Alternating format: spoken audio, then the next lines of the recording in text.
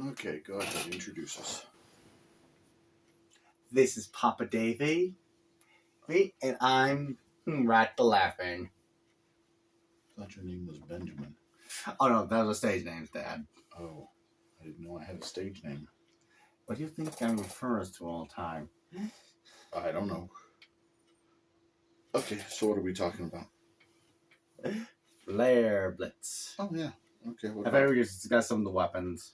But we've discussed the weapons ad nauseum. And we've discussed them over and over again. And he has some pretty cool weapons and some pretty cool abilities. Mm-hmm. And he is transitioning from a comatose state where his spirit was in, well, hell, basically. Mm-hmm. And then he comes back and starts taking on bad guys. Yeah. Okay. I managed through his state of hell, he would hear a voice who's telling them where to go and what to do sometimes.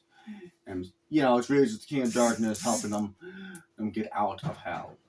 Why would the King of Darkness help him? Because the King's Darkness not the prince. does not help. Not that kind of thing. So why is the dude called the King of Darkness? It's just meant to symbolize as he's one of the guys who's more powerful than the devil. So Heavenly Father.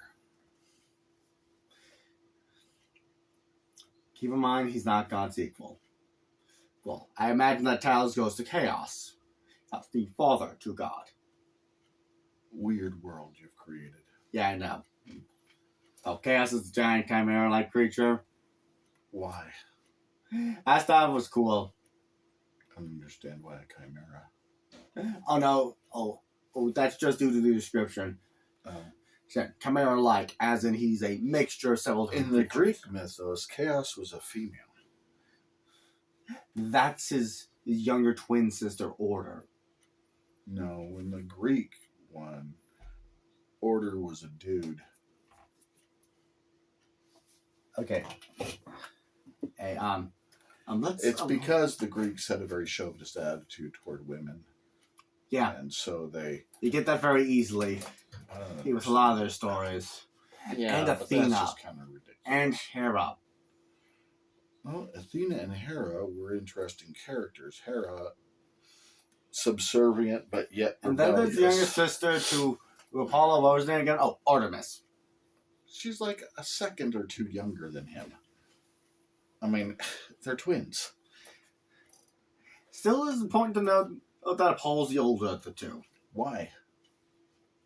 It's a twin thing. What? They're only older by a couple of seconds. Yeah. Longest could be a day or so. That's still a long time. But still, why? I think it's just an important story to remember. And stuff like that can also symbolize who's more dominant of the two. Yeah, but Artemis decided to be the eternal virgin kind of thing. Yeah. Never have kids of her own. Lead a bunch of women to hunt all the time. And that's pretty much it. Travel the world hunting. Yeah, she appeared in Heracles when and he went off to go after that stag. Well, yeah. I mean, Artemis appears in tons of different heroes' stories. So does Apollo. She caused the guy to eat himself. And that's disgusting. That we know it? But yes. Yes, there wasn't anything left of the guy. He ate himself that badly. Why did she want him to do that? She apparently disrespected her somehow by buying land and trying to build something on it where her followers worshipped her. Oh, that's just dumb. It's Artemis.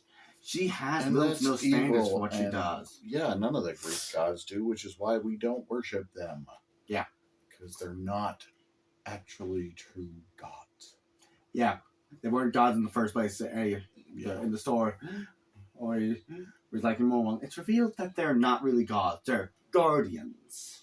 I don't even think they're guardians because they don't guard anything. I They're know very their selfish. purpose was to guard people, and they failed to do that miserably. Yeah, and they were very horrible people.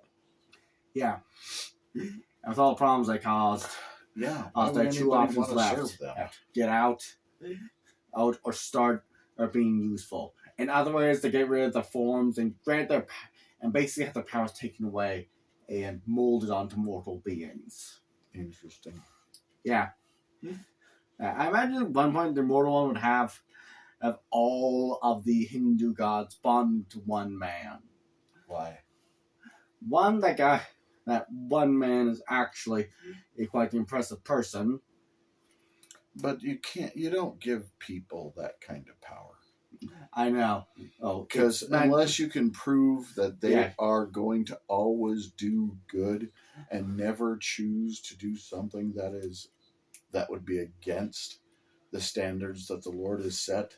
Dad, the people who made the game, the God of the powers, will be demi-angels. They're just descendants of the prophets.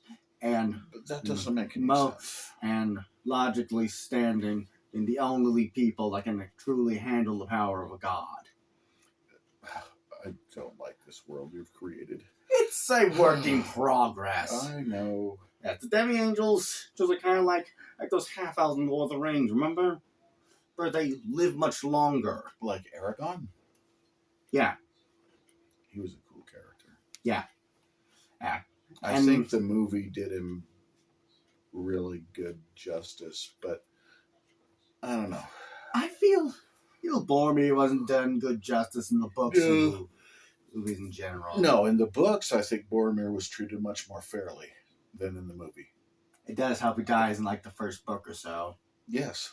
So it makes sense to don't treat him that fairly because he dies. Well, no, he had a momentary lapse where he thought only of using the ring and getting it from Frodo to, protect his people. That ring was dangerous in the first place. It could not be trusted. No, it was filled with evil and malice. And Boromir redeemed himself, though, because he did save Merry and Pippin. Yeah, and he sacrificed himself for them. Against a giant army of orcs. But he did those orcs some damage. Yeah. He did not leave alive, but he did leave them with one big cemetery. Yeah. And you'd be amazed how many arrows it took to kill the guy. And swords and other things. He was pretty stout. He was a tough fighter. There's no question about it. But I don't think the movie treated him as good as he should have been treated. You should have seen in his ending scene. And that guy did not go down. It was like 40 arrows to the back and several little stabs and slashes to his front. Yeah, it was pretty. And he still made his last words. Yep. He was still capable of speech. Yep. And it was good that he did what he did, made up for the little mistake that he had. Yeah. And then they added ridiculous stuff about his father and Boromir in the movie that wasn't in the book for the second movie. I feel inclined to point out. Now, some of that was probably the third movie. Some of that was just added. I know, but it was it wasn't added to be longer. It was added because they couldn't explain very well how Boromir's father was using the Palantir, and Sauron had access to the Palantirs, and so he's using the Palantir to try to see what's best for his people in the future, and Sauron is poisoning his mind with it and basically telling him that to give up, it's hopeless. And that's essentially what he does. It was awful. Isn't he ultimately burned to death? Well, yeah, he ends up setting himself on fire and dying. If it wasn't for Merry or Pippin, the last Boromir would have been dead. Boromir would have been dead, yeah. So, and I think it was I think it was Pippin that saved him in that case. But they added that one scene there to try to show how bad his father was. When I don't think initially his father was bad. His father was trying to do what he thought was right, but he got manipulated so bad by Sauron. In hindsight, the should have just tried to add more scenes of him using that orb, and scenes of Sauron. Well, the that's the thing, is they didn't really focus hardly at all on the Palantirs. When they first introduced them in the Two Towers movie, and that's the first time you see a Palantir. And the giant black marble Saruman had. Right. And Saruman had already been basically it's taken really that over hard by to get Sauron. a giant and an orb of black glass. Well, the Palantirs were specifically and especially made, and they'd gotten lost in time and history. So you didn't know in the fiction they'd been lost. So you didn't know who had one anymore. Originally, you knew who had them, and they used them for communications over long distance. But they'd gotten lost somehow, or something happened, and that wasn't explained in the movies or the books. I think the books talked a little bit about it, but I don't remember as much from when I read the book. And so we never really got a good backstory on the Palantirs. But that's okay, because they weren't as significant. The only thing that we needed to know was Sauron was using them, and Sauron was poisoning the minds of anybody else who used them. So it's the internet. Yeah, literally, it was something like that. It was crazy. All right, are we capable of finishing right now? Because I figured I need to go do talk to something like what? Gun Obliterator. He himself is quite a weapon, been of mass destruction. Yeah, but I don't think that's important to the story right now. It's actually kind of important because he's like the Sauron, or Morgoth of it. No, Morgoth was Sauron's head originally. He was the one that Sauron followed. Point order, they're basically molested one of the beings of creation, her own nephew, and gave birth to the being of destruction. Mm-hmm. Obliterator. And gross. Yeah.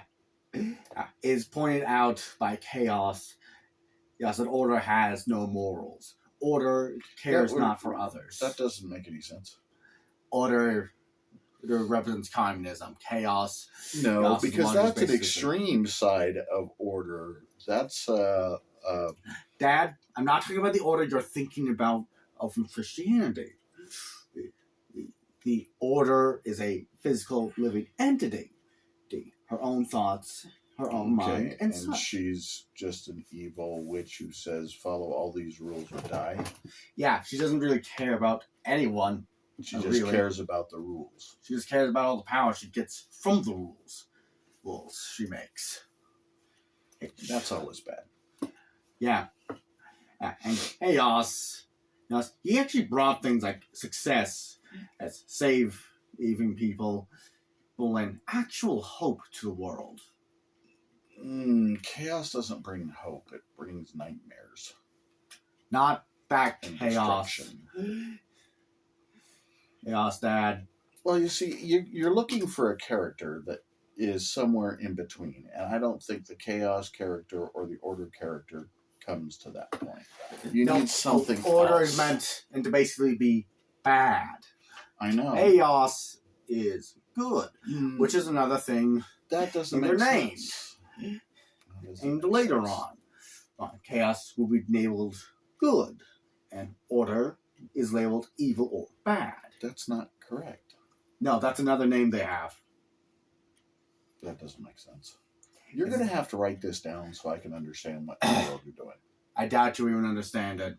Well, if you wrote it down, I'd have a better chance. Okay, keep in mind, and Chaos brought good things. Keep in mind, they're just named that due to a prophecy saying that one would bring ruin, the other would save it. Interesting. They thought, or the parents, which would be basically light and dark, light being the mother and dark being the father. Mm-hmm. Thought order would be the one. Yeah. And it got reversed. Yeah. Mistranslation. Okay. Well, you shouldn't. That's all the time I've got. I've got to go do stuff with Mama. Okay. All right. Thanks for watching. Mm-hmm. Bye.